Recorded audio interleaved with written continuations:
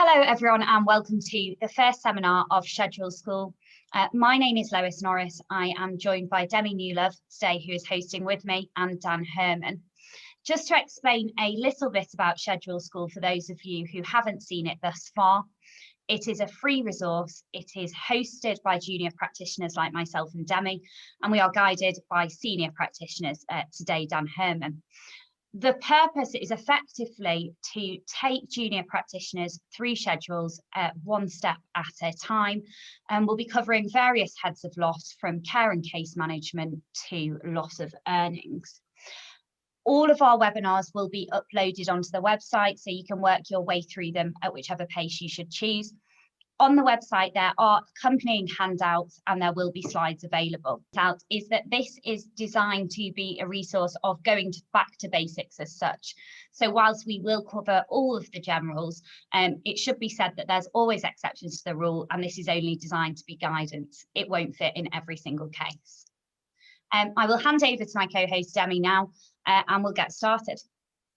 So as you may have noticed from the website www.scheduleschool.co.uk or the handout to this webinar, Webinar 1 Back to Basics, over these various webinars we will be developing a schedule of loss for our fictional claimant Penny Foster.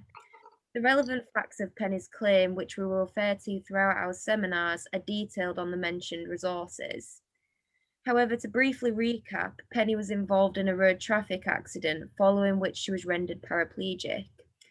Her accommodation is unsuitable, so she's currently renting an accessible bungalow, and she will receive significant care, rehabilitation, medical treatment, aids, equipment, and accommodation going forward. Our first speaker who will be taking us back to basics is Dan Herman. Dan is a partner in the personal injury department at Stewart's and head of the Leeds office. He is a fellow of the Association of Personal Injury Lawyers and also an accredited specialist spinal cord injury solicitor. Since 1999, he has only acted for clients with very serious injuries and has been involved in many cases where the claimant has received compensation of £1 million or more. Dan, Lois and I have seen your agenda for this session, but could you talk us briefly through the common purposes that a schedule of loss is required? Sure. There are various reasons why you might put together a schedule of loss.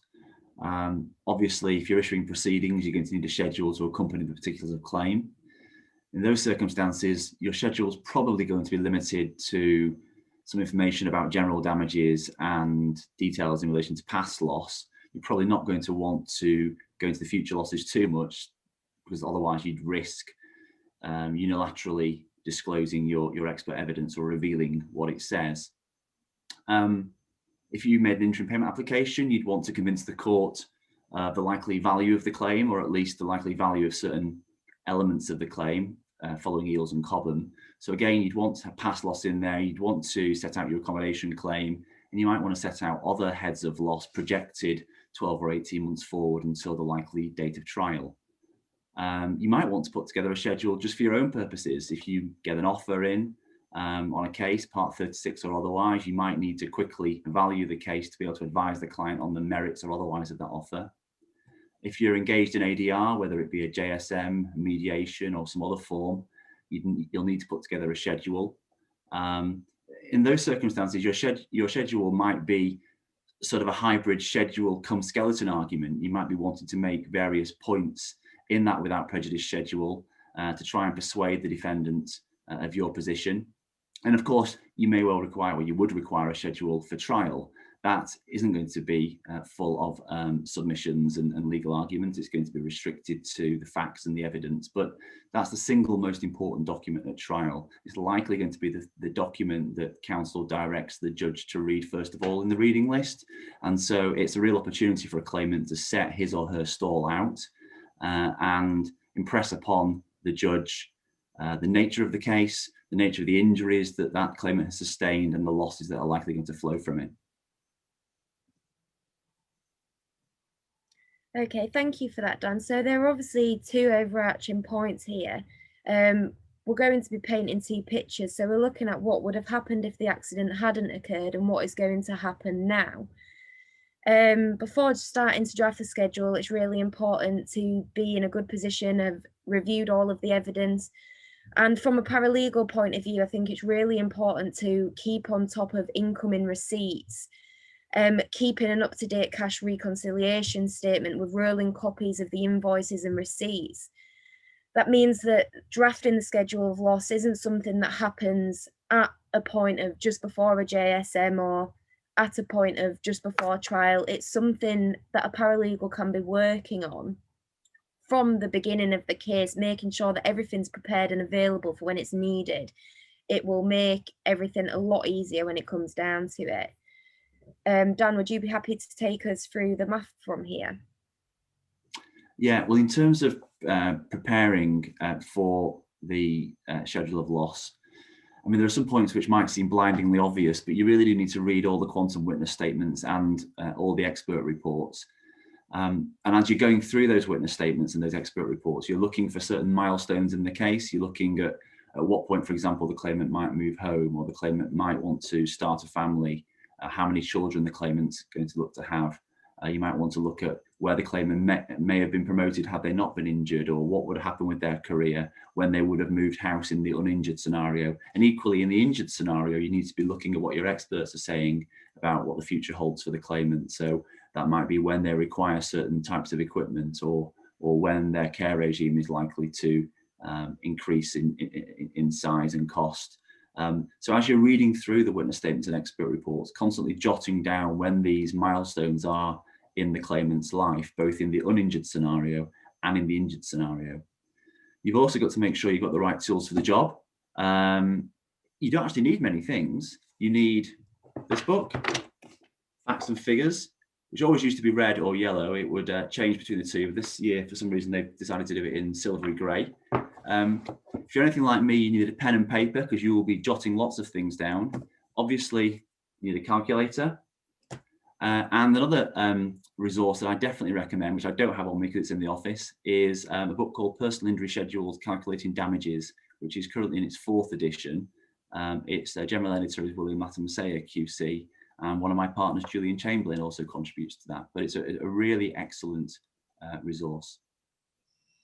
That's really helpful. And also for anyone watching this, you might want to have a pen and paper, because the idea is going to be that we will go through some of the calculations as we go along. Going on to the maths, I'm going to let Dan take that, and I've got written down here, make a joke about how long Dan Herman's been doing schedules. Well, I saved you from that, Dan.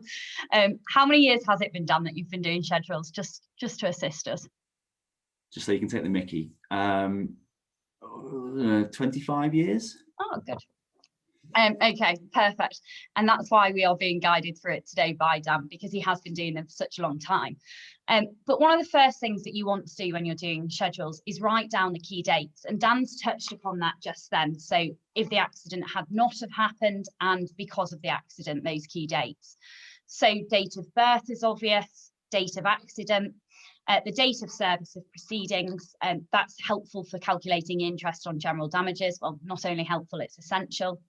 And the date of calculation. Now, for the purposes of Penny Foster, our fictional case study, that date is taken as the date of the joint settlement meeting, which is scheduled for the 1st of September 2021. But those dates can differ, and it could be the date of trial, or as Dan said, if you're just calculating it for evaluation, you may pick a random date as such. You also need to know the age at date of the accident.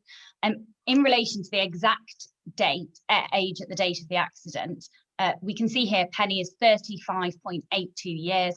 I don't think it's any secret that there's various websites that can calculate the exact age for you. The age at the date of calculation is 38.28 years. We're going to be looking at various phases throughout, and there's also life expectancy. This list is not exhaustive. Obviously, if we were looking at loss of earnings, there would be the date of retirement, but we're going to be coming on to that in later seminars, and today's just a brief introduction.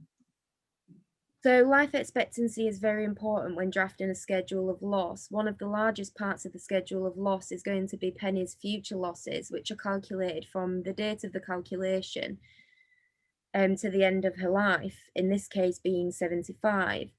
Penny's significant needs for care, rehabilitation, medical treatment, aids, equipment and accommodation are going to form the vast majority of the claim. Penny's life expectancy will have been calculated by an expert in their report. So Dan, could you take us through which different approaches experts can take when discussing life expectancy? Sure. First thing to say is this is a fairly simplistic outline of what experts might do. We could deal with life expectancy as a standalone topic for 45 minutes, but in the nutshell, obviously a claimant can have normal life expectancy, in which case you would simply be using, as we'll come on to see, tables 1 and 2 when dealing with lifelong losses.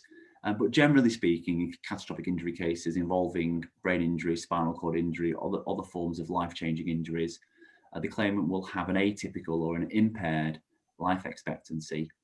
And experts can either produce what I might call a generic assessment of life expectancy, might say, for example, someone with T4 paraplegia will lose X% of their remaining years. Not do it bespoke, specific to that particular claimant, but just offer a generic view. Alternatively, and preferably, your lead expert in your case, in this case it'd be a spinal cord injury consultant, would put together a bespoke assessment of the claimant's life expectancy. So the expert will be looking at the positive, neutral and negative factors, both in relation to the claimant's general health, including their pre-injury health, and any issues relating to the injury they've sustained as well. So for example, if Penny had been a lifelong smoker, that would be a negative factor. If, however, Penny had never smoked, that would be a positive factor, because included in the general population are people who have smoked. Similarly, in relation to her injury, if Penny had largely avoided urinary tract infections, pressure sores, other complications that can arise in case of spinal cord injury, that would be a positive factor. Alternatively, if she'd had many UTIs and lots of difficulties with her skin, that would be a negative factor. And so the claimant's expert will need to look at all these various factors and then put together a bespoke assessment of her life expectancy. Typically, generic assessments, you can usually see whether it's a generic assessment because the expert will talk about life expectancy being reduced by a certain number of years or life expectancy being reduced by a certain percentage. And generally speaking, bespoke life expectancies will talk about the claimant living to a specific age or living a further number of years. It's not as simple as that, though. You can't always take that as your rule of thumb. But it's important to understand what type of life expectancy assessment your expert has made, because that will then inform how you go about looking at further lifelong losses, including working out your life multiplier. Okay. So moving on to multipliers and multiplicands. Dan, firstly, can you sum both of those up very briefly? Sure. The example I usually give to clients is, let's assume that they have an annual loss of £1,000 for physiotherapy and they're going to live a further 40 years. They would expect to receive £40,000, 40 years times £1,000 per year. And they're sometimes surprised when I tell them that's not the way of dealing with it.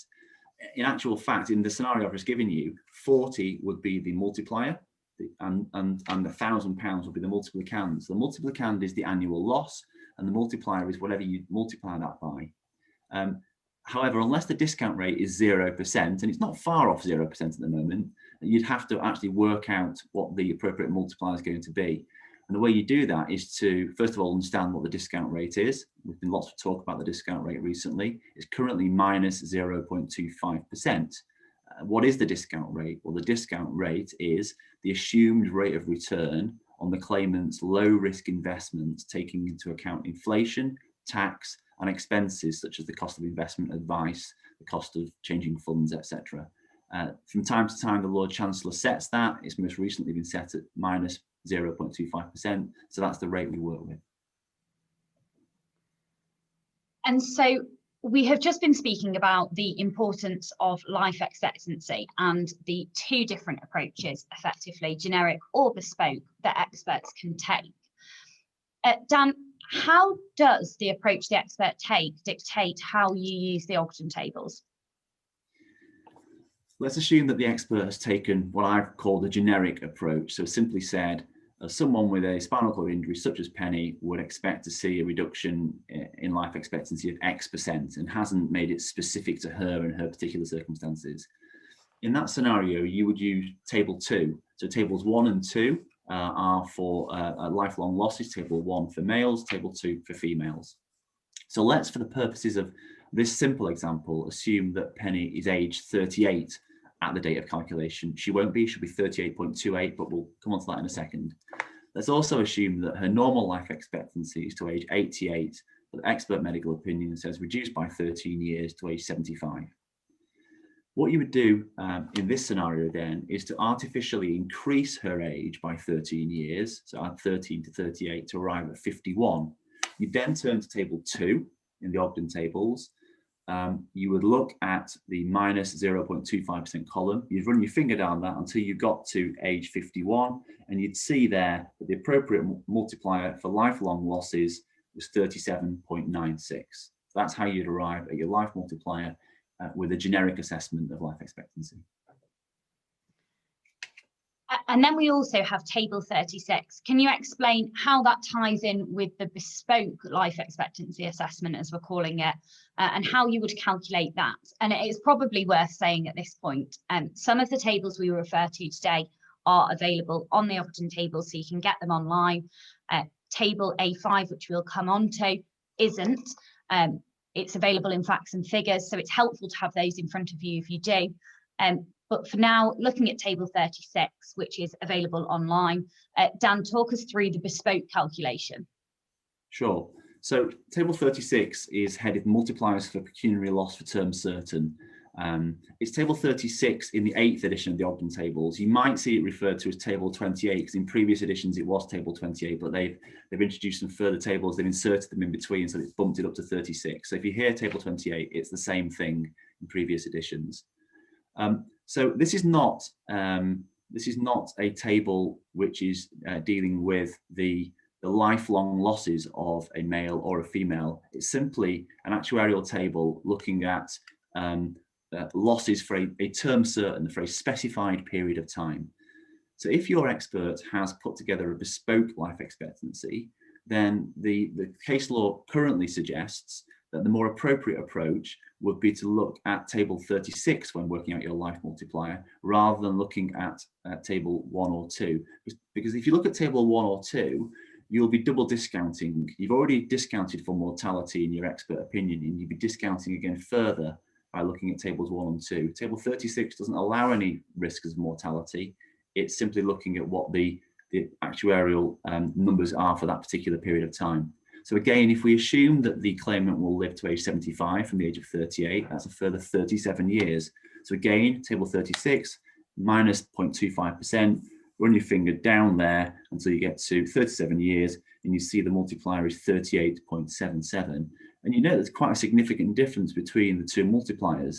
The multiplier, if you're using table 36, is, I think, 0.81 higher than the multiplier using table 2. And that's very significant because the losses that a claimant in a catastrophic injury case might be incurring in the later years of life could be in the hundreds of thousands of pounds. And so even a difference of 0.81 on the life multiplier can actually result in a very different outcome in terms of award. That's helpful. So in effect, if you've got what we're calling the generic life expectancy assessment by the expert, you're looking at tables 1 and 2. If you've got the bespoke life expectancy assessment, then we're looking at table 36. Yeah, that's very much a rule of thumb. It won't suit every single case, but as I say, we haven't got the time to go into all the law on life expectancy and the appropriate multipliers. So this for me is one of my favourite sections of the PowerPoint, purely because through our draft run through, we have disagreed about how this is pronounced. So me and Lois believe that this is pronounced interpolating. Dan, can you remind me how you pronounce it? Well, the correct way of pronouncing it is interpolating. That's a very senior Silk who agrees with us, which would mean that Dan has potentially been pronouncing this wrong for 20 plus years. He argues that the dictionary pronounces it the way Dan does, but I don't think Syrian technology pronounced things correctly, but we'll leave that there. You want to take us through that, Dan? Sure. So the examples we gave then, we used Penny's age at 38. in reality, it'll be very rare. I can't think of any cases where the claimant will be exactly a whole number of years old at the date of calculation, or alternatively will have exactly a whole number of years to live from the date of calculation. What we need to do is to interpolate the multipliers. And what that means is to work out what the appropriate multiplier is in between 2 years. So let me give you an example. We know that Penny is going to live for a further 36.72 years. That's 75 less 38.28. So we need to interpolate between 36 and 37 to find the appropriate multiplier. Now, the formula I've always used, and it's the same formula that's suggested in the explanatory notes to the Ogden tables, is the one on screen now. There are other formulas that you can use, and they will arrive at exactly the same result. They're perfectly sound mathematically. It's just that this is the one I learned, so I'm explaining this one. So there's only 3 inputs into this formula. So x I've described there as being the multiplier for the integer below the claimant's age or term certain. So if we're looking for, if we're using table 36 and we're looking at a multiplier for 36.72, x is going to be 36. It's the whole multiplier below the term certain, and y is going to be the multiplier for 37. Z is the period of year elapsed since x. So with 36.72, the period of the year that's elapsed since x is 0.72. So to be clear, x is going to be the multiplier for 36, which is 37.67. Y is going to be the multiplier for 37, which is 38.77. And Z is going to be 0.72. And we can see on the next slide how that works. So as I say, you've got your multipliers there. So it's a very simple calculation, 37.67 minus everything in the brackets there, which turns out to be 37.67 minus 1.1 times 0.72, which is 37.67 minus 0.792. So effectively adding that. So it's 38.46. And if you look at the numbers for 36 and 37, that kind of looks about right. You know, it sits somewhere between the two, but more towards 37 than 36. And that's, joking aside, that's quite a good way of checking it. So that if the number isn't between those two, or doesn't look to be right, you've probably made a mistake somewhere in your formula. So that's how you interpolate, or however else you want to pronounce it, between 2 different multipliers. I should say that's how you interpolate table 36. That works for table 1 or table 2 as well. When you're dealing with table 2, in the case of a female, as Penny is, then x, the multiplier for x will be higher than the multiplier for y, so it will result in a positive number, but it's still the correct formula to use. That's really helpful. So with the life multiplier, that works perfectly well if the loss will stay the same for the rest of the claimant's life. So using the example that you can see on screen now, if care is to be £100,000 every year for the rest of Penny's life, then it's fine to use the life multiplier. However, if the losses are to change, then you need to take a different approach. And this is when we come on to splitting multipliers. If the loss is going to change over the claimant's life, then a different approach will be required. And using our scenario of Penny Foster, we're going to adapt some facts in relation to her care. We're going to say that Penny's care will be £30,000 a year to age 40, £50,000 from age 40 to 50, £80,000 from age 50 to 60, and thereafter £100,000 from age 60 for the rest of her life. And that's the cost per annum. Dan, do you want to talk us through your table? Yeah, again, this is the way I was taught to do it. I'm sure there are other, perhaps more efficient ways to do it, but this is what I do in practice. I don't get a nice fancy Excel table like that, but I just draw these lines in my notepad and with these headings along the top. So first of all, I set out my various ranges. So we know the range is to age 40, 40 to 50, 50 to 60, 60 for life, which is 60 to 75 in Penny's case. What I then do is just set out what the periods are and how many years from the date of calculation till the end of that period. So to age 40, we know it's a period of 1.72 years because she'll be 38.28 at the date of calculation. So the number of years from date of calculation to the end of that period is 1.72. Until she's from 40 to 50, it's a 10-year period, and it's going to be 11.72 years until she arrives at the age of 50, and so on and so forth. So you look at the years to the end of that period.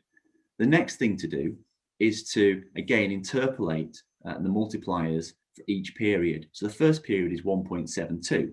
So you're going to interpolate between the multiplier for 1 year, which is 1.00, and the multiplier for 2 years, which is 2.01. And when you do that calculation that we saw a few moments ago, you'll arrive at a multiplier of 1.73.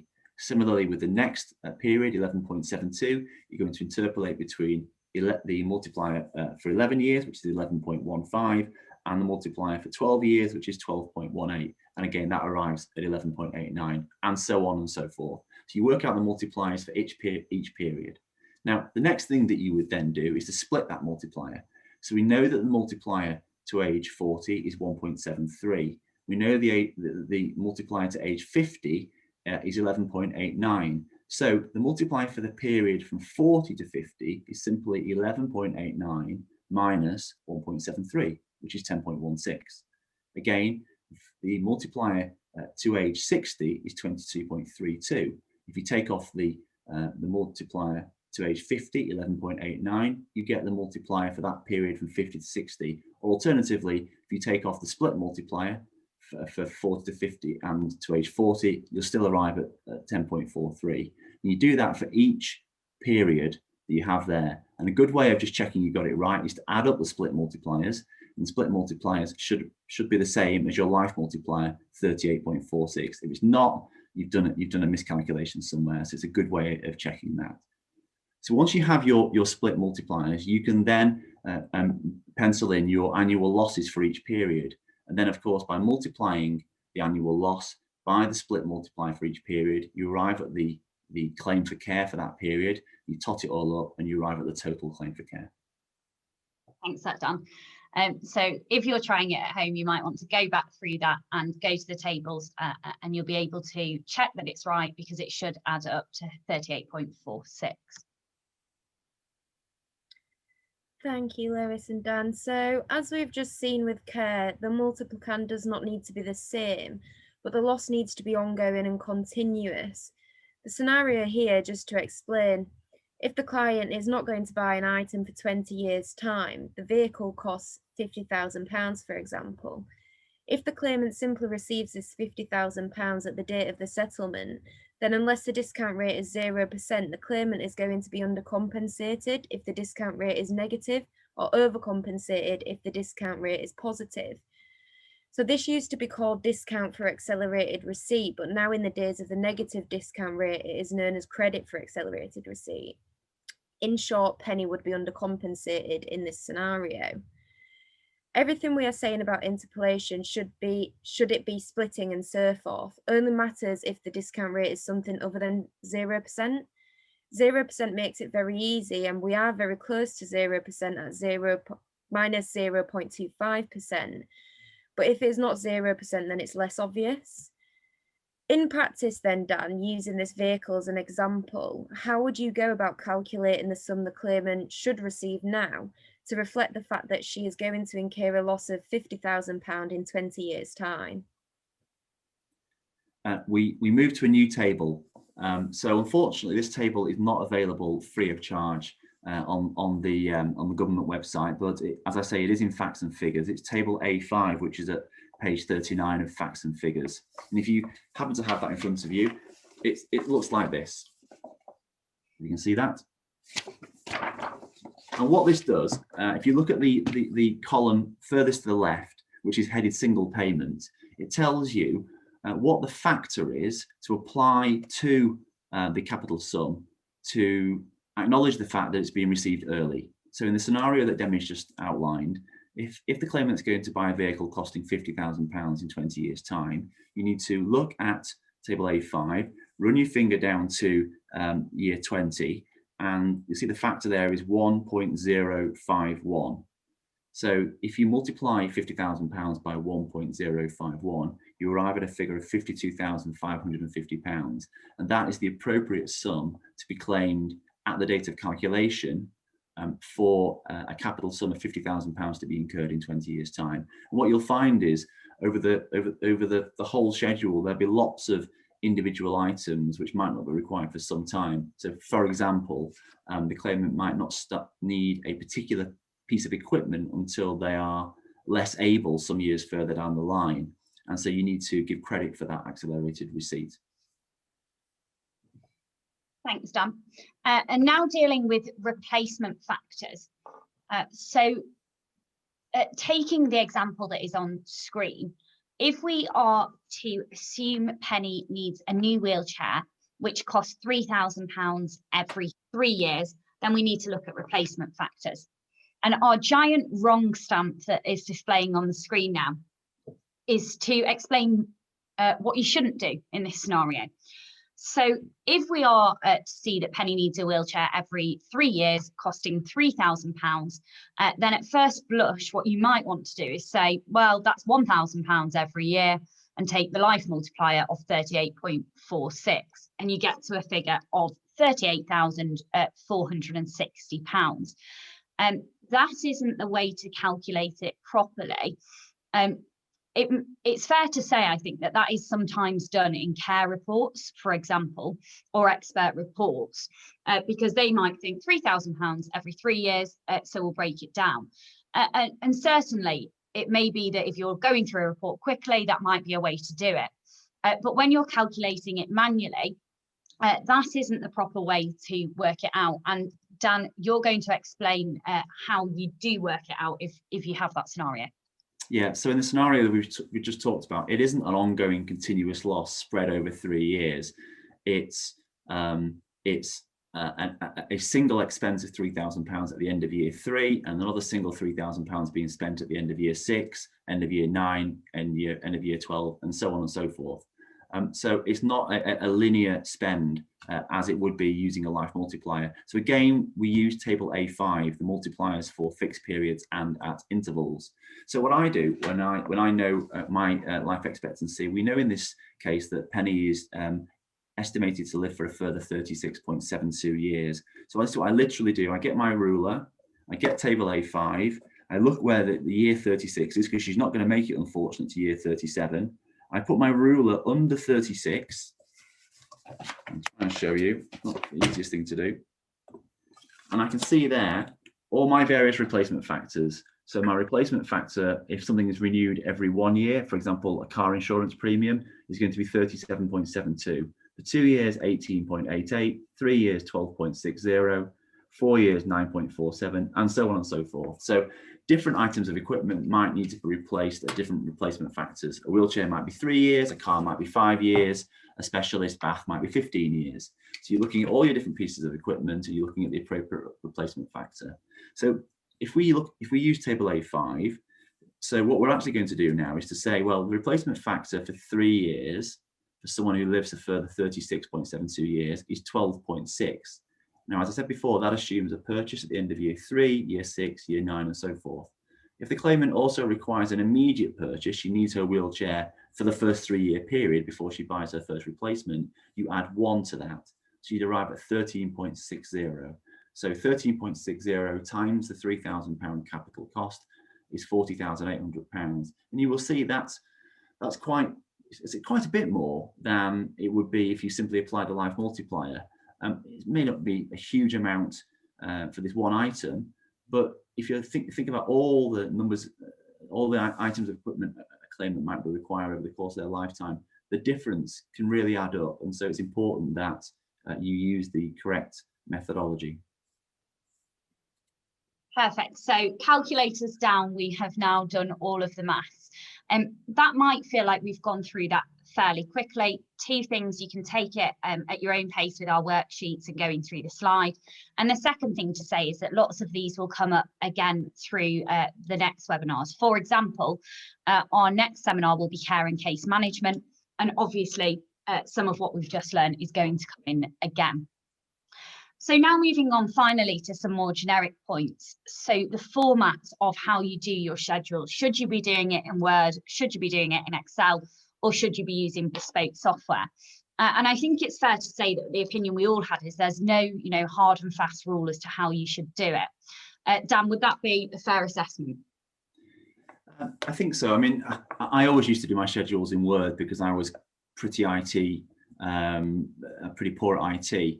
But I really wouldn't recommend you doing them in Word these days.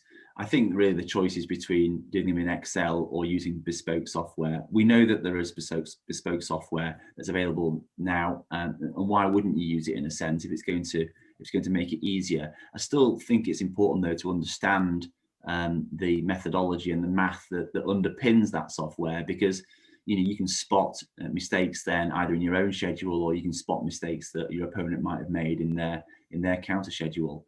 But I personally do my schedules in Excel. As long as you've got the formulas underpinned on a separate sheet, it means that if you do have to make a concession in relation to life expectancy, or you make a concession in relation to a particular head of loss or a multiplicand, you change it on your spreadsheet, it all filters through and it does the job for you. But horses for courses. Yeah, and I think the important thing is that if you understand the background to how you do these calculations manually, then it means that you can always do them and check them yourself. Dealing briefly with the order of schedule, again, when we were having a chat before this, there's some difference in the order that we would approach it in. Dan, do you want to take this, and then we'll comment on your controversial decision on it in terms of past and future?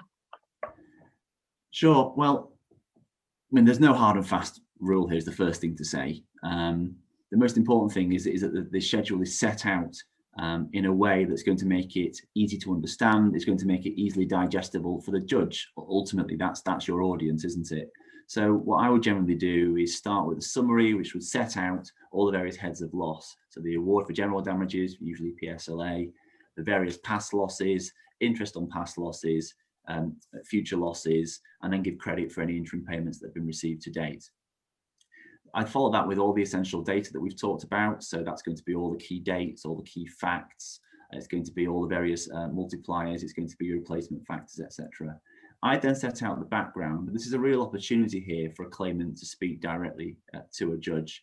You can set out the story, effectively, of this claimant's life, what their hopes, aspirations, plans were pre-injury, and how that's changed given that they have now been injured, and what the future likely holds for them.